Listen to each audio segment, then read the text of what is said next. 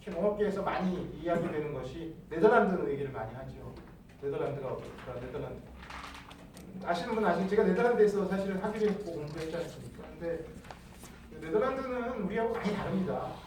많이 다르다는 게 문화적이나 이런 사고방식이나 굉장히 다릅니다. 그러니까 예를 들면 우리나라는 굉장히 명분과 이런 것들을 중시하고 의리 중시하고 뭐 이런 어떤 여러 가지 유교적인 사상의 영향을 그리고 그런 것들이 굉장히 강점으로 갖고 있는 곳이고요. 네덜란드는 숫자에 민감한 국가입니다. 굉장히 시리적인 나라죠. 그래서 제가 네덜란드 공부할 때가 2000년, 2001년인데요. 그때 제가 네덜란드에서 보면 왜 얘네들은 그런 R&D하고 이런 것들을 잘할까 하는 의문을 항상 가졌었죠. 그 당시에 제가 가졌던 생각은, 제가 가진 답은, 제가 그런 질문을 좀 했었습니다. 예를 들면 네덜란드 유명한 그 은행이 있습니다. 라보뱅크라고. 라보뱅크라는 은행이 굉장한 우량 은행이죠. 전 세계적으로.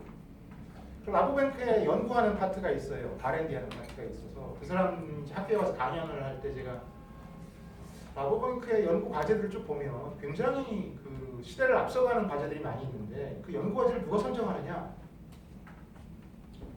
우문이죠, 우문. 어리석은 질문인데 그 사람들 얘기는 주주들이 선정한다는 거, 이사회에서. 그 사람들이 농민들입니다. 참 그 우리로서는 굉장히 낯선 환경이죠. 제가 드리고 싶은 말씀은 어떤 경우에도 오너십이 들어가지 않으면 그 일은 제대로 될 수 없다는 겁니다. 그리고 그 오너십이라는 거는 뭐 여러 가지 뭐 거버넌스 문제도 있고 있겠지만 제일 중요한 건 돈 문제입니다. 그래서 네덜란드 R&D가 그렇게 실용적으로 되고 세계를 앞서가고 하는 이유 중에 핵심은 농민의 돈이 R&D에 들어갑니다.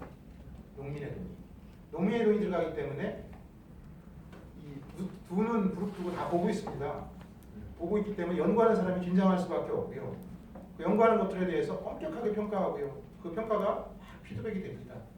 그거는 굉장히 이것도 긴 얘기니까 제가 이제 그 핵심을 말씀드리면 그런 요소를 어떻게 좀 잡아놓을 수 없을까? 우리 R&D 하는 곳에 하는 고민이 이제 농식품부가 하는 고민이고 고민의 일단이 역매칭 사업이 이제 우선 하나가 되는 것이죠. 역매칭 사업이라는 거는 지금의 R&D라는 게 정부가 자유 공모를 하든 아니면 지정 공모를 하든 과제를 신청을 받아서 아니면 과제를 걸고 과제에 대해서 수요를 받아서 공정하게 평가하고 평가한 것에 대해서 선정해서 자금을 지원하고 관리하고 성과 평가를 하는 이런 구조로 가고 있습니다. 가는 것이고 뭐 농민뿐 아니라 우리나라 R&D, 공공 R&D의 전반적인 모습 다 그렇게 되어 있고요. 그거를 좀 거꾸로 해보자는 게 역매칭입니다. 역매칭은 수요자가 먼저 돈을 내는 겁니다. 수요자가 돈을 내놓고 정부가 거기에다가 매칭을 해야 하는 겁니다. 그래서 1억 사업으로 1억의 돈으로 2억의 연구 사업을 할 수 있게끔 해주는 것이 역매칭입니다. 현재 구조. 물론 뭐 장단점이 있죠. 그렇기 때문에 이것이 포션이 그렇게 커가기가 당장은 어렵습니다.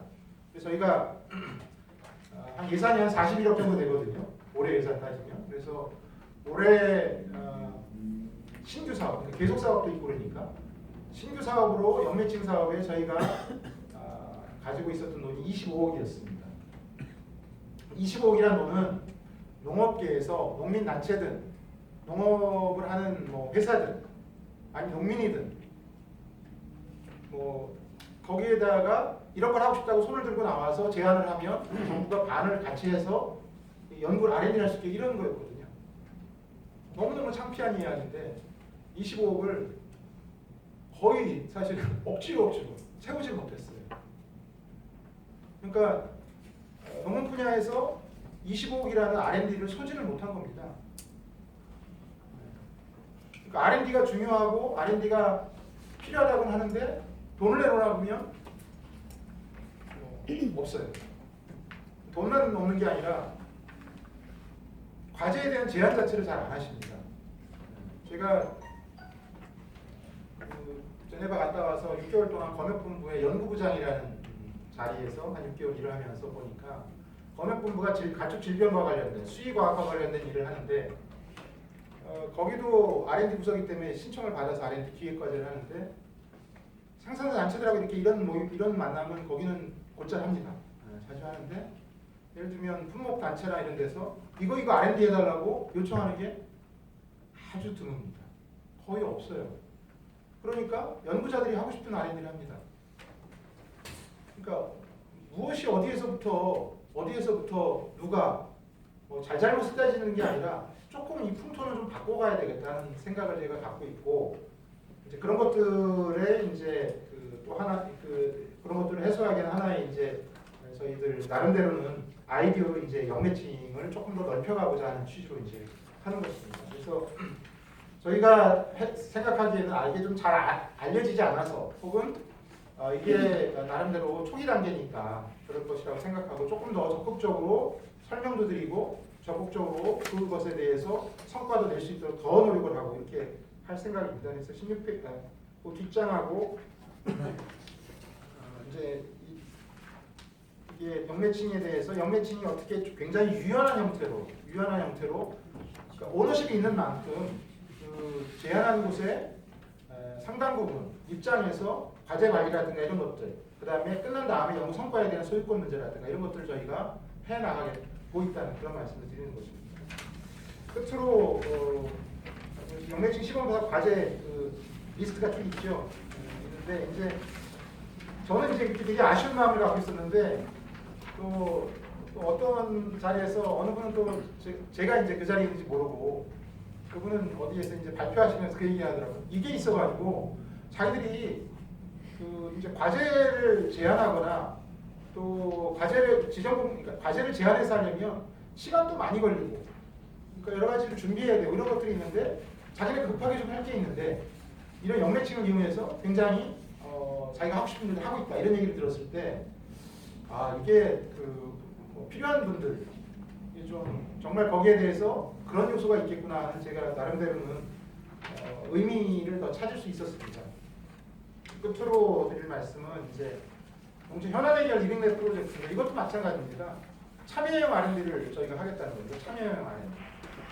그러니까 지금 R&D 분야에 여러 가지 비판 중에 하나가 필요한 걸 하기보다는 하고 싶은 걸 한다. 연구자가 하고 싶은 걸 한다. 특히 국가가 직접 수행 R&D에 있어서 그런 것들을 어떻게 하면 줄여가고 필요한 것들을 좀 제기하고 그런 같이 풀어가는 것들을 할 수 있을까 하는 뜻에서 이 내년도 신규 사업으로 저희가 제안을 해서 지금 예산 반영이 일부 된 상황입니다. 그러니까 이게 되게 되면 그 수혜자가 그냥 연구자가 주는 것들을 그냥 받아먹는 이런 게 아니라 같이 참여해서 문제에 대해서 풀어갈 수 있는 구조도 만들 것이고 거기에 대해서 나름대로 이제 지금까지 R&D와 좀 다른 방식의 접근을 할 수 있다는 거죠. 제가 이걸 쭉 보면서 저도 제안하고 싶은 게 하나 있었는데요. 제가 예전에 프랑스 이렇게 볼 때 예를 들면 거기는 참 재밌는데 우리도 이게 특정 시기에 과일이나 어떤 채소가 이렇게 많이 나오고 이런 것들이 반복이 되지 않습니까? 물론 뭐 그런 문제에 있어 여러 가지 원인과 그다음에 해법들은 다양하게 제시될 수 있는데 거긴 보니까 그러니까 아주 크지도 않은데 마을 단위로 돌아다니는 이런 트럭이 있더라고요. 트럭인데 이게 예를 들면 공장이에요. 그래서 과즙을 짜줘요. 마을마다 다니면서. 그러니까 고정형이 아니라 트럭이에요. 트럭에서 그 서비스 스케줄이 있어요. 스케줄이 있어서 마을에 가서 그걸 짜줍니다. 짜줘서 가고 또 시청받아서 다른 마을 가서 해주고. 그러니까 물론 이제 그런 것도 우리한테 맞게 그런 것들을 이제 설계도 하고 제작도 하려면 뭐 필요하겠지만 이제 그런 것들 있지 않습니까? 현장에서 자기들이 생각하는데 이 문제를 좀 해결해야 되겠는데 R&D 하면 굳이 하더라도 그냥 논문 쓰고 이런 R&D 말고 진짜 문제 해결할 수 있는 R&D를 어떻게 할 거냐. 이제 이게 저희가 생각하는 그 리빙랩 프로젝트입니다. 그러니까 말 자체를 조금 이렇게 우리말로 찾으려고 아무리 해도 잘 없어가지고 그냥 일상적으로 쓰는 다른 부처에 쓰는 리빙랩을 했었고요. 마지막으로 제가 말씀드릴 거는 여기 과학과장님 와 계시지만 저희 이제 올해 과학기술 육성 3차 종합계획을 연말까지 만듭니다. 3차 종합계획을 만드는데 이게 5년 단위로 이제 만드는 것이죠. 만드는 것이고 제가 처음에 말씀드린 대로 농식품부는 과학기술부서입니다. 과학기술부서고 기술적인 접근을 통해서만 경쟁력을 가질 수 있는 부서입니다. 그렇기 때문에 3차 종합계획에서는 과거의 과학기술 육성에 대한 반성, 그래서 어떤 식으로 이것들을 바꾸어갈 것인가 하는 혁신 중심의 과학기술 육성 계획을 저희가 세우려고 노력을 하고 있습니다. 그리고 그것들도 저희가 어느 정도 내용이 채워지고 준비가 되면 완성되기 전 단계에서 또 이렇게 기자분들도 모시고 의견도 듣고 하는 자리를 마련하도록 하겠습니다. 이상입니다. 감사합니다.